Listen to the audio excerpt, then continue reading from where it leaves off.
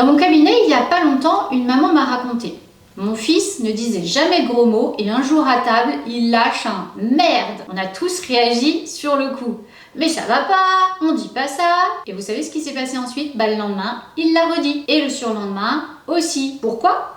Parce que la réaction des adultes a rendu le mot extrêmement intéressant. Pour un enfant, les gros mots sont fascinants pour 3 raisons. La première, c'est la découverte du langage. Les enfants adorent explorer les mots.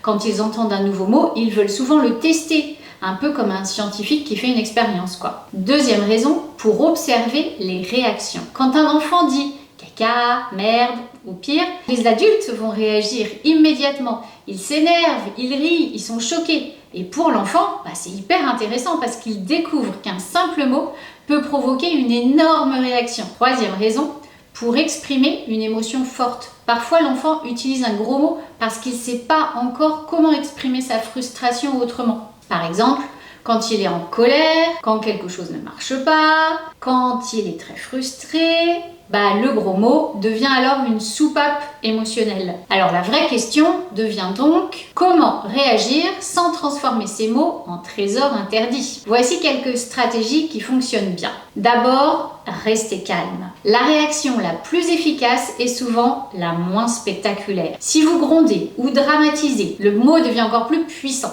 À la place, vous pouvez simplement dire ce mot est un gros mot. À la maison, on ne l'utilise pas. C'est court, clair, posé. Proposez d'autres mots. Un enfant utilise souvent un gros mot faute d'alternative. On peut lui proposer des mots plus acceptables pour exprimer sa frustration. Par exemple, zut ou mince ou oh là là.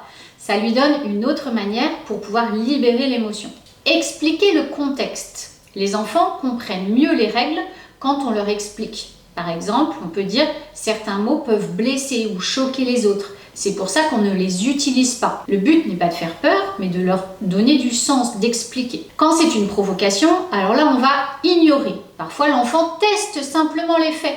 Dans ce cas, ne pas réagir peut être très efficace.